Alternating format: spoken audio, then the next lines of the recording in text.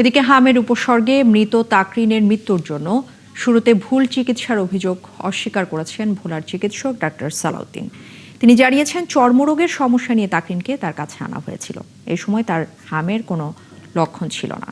যদিও তাকরিনের বাবা মা বলছেন হামের চিকিৎসা পরিবর্তে চর্মরোগের চিকিৎসা দেয়ায় প্রথমেই তাকরিনের শারীরিক অবস্থা খারাপ হয়। কামরুল ইসলামের তথ্য এবং ছবিতে প্রতিবেদন।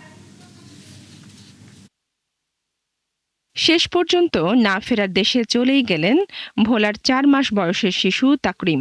বুধবার রাতে তাকরিমের মৃতদেহ তাদের বাড়ি দক্ষিণ দিঘলদি ইউনিয়নের কোরালিয়া গ্রামে পৌঁছালে তৈরি হয় শোকের পরিবেশ। শিশুর স্বজনরা জানান, গেল এপ্রিলে তাকরিম হামের উপসর্গ নিয়ে ভর্তি হয় ভোলা সদর হাসপাতালে। পরে প্রাইভেট চেম্বারে ডাক্তার সালাউদ্দিনকে দেখানো হলে তাকে মলম, অ্যালার্জির ইনজেকশন এবং অ্যান্টিবায়োটিক দেওয়া হয়। এতে অবস্থার অবনতি হলে নেওয়া হয় ঢাকার সোহরাওয়ার্দী হাসপাতালে। সেখানে আইসিইউ ও লাইফ সাপোর্টে রাখার পরও শেষ রক্ষা হয়নি। আমার বাবা তো উন্নতি পাইলাম না। আমার বাবা তো জীবন আর শেষ হয়ে গেল। এত কিছু পরে আমার বাবার জীবন শেষ হয়ে গেল। হয়তো হায়াতের মালিক আল্লাহ, কিন্তু সঠিক চিকিৎসাটা যদি পাইতো আমার সন্তান এখান থেকে বলা 10 দিন ঘোরার পরেও তারপরেও হামের ট্রিটমেন্ট পায় নাই। রাতেই জানাজা শেষে পারিবারিক গোরস্থানে শিশুটিকে দাফন করা হয়।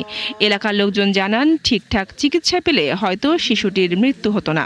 মেডিকেল কলেজ যদি থাকতো তাহলে আজকে আমার এই ভাতিজা হয়তো ভালো চিকিৎসা পাইতো।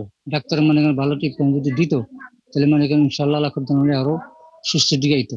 অনেক কষ্ট করে আমার বাইরে অনেক চেষ্টা করছে, উন্নত চিকিৎসাও পায় না, অনেক দুঃখ করছে আমার ভাই ফুতে। এদিকে অভিযোগ ওঠা সেই চিকিৎসক সালাউদ্দিন জানিয়েছেন, শিশুটি চর্মরোগের সমস্যা নিয়ে এসেছিল। সে সময় তার মধ্যে হামের কোনো লক্ষণ ছিল না। আমার ট্রিটমেন্ট আমার কাছে রং হবে কিনা তাহলে এটা আপনি আমার তত্ত্বাবধায়কের কাছে বলেন। ওনারা যদি দেখে এটা স্ক্যাবিস ট্রিটমেন্ট যে রং থাকে বা ইনফেকশন ছিল হয়তোবা সেটা রং থাকে, এটা রং হবে কিনা, অ্যান্টিবায়োটিক দেওয়া আছে আর স্ক্যাবিস ট্রিটমেন্ট দেওয়া আছে। ভোলায় এখন পর্যন্ত হাম উপসর্গে চিকিৎসা নিয়েছে 313 শিশু, মৃত্যু হয়েছে 6 জনের। বনশ্রী হালদার, 71।